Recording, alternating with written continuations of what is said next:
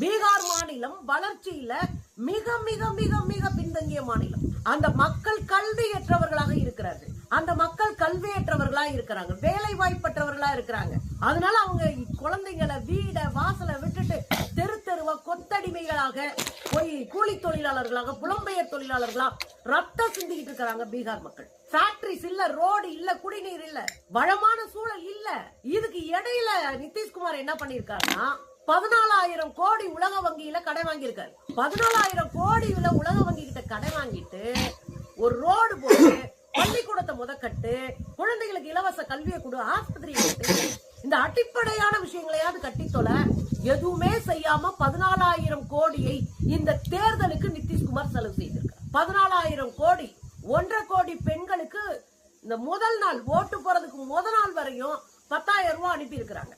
Per ஹெட்டுக்கு ஒரு தலைக்கு 10,000 ரூபாய். நீ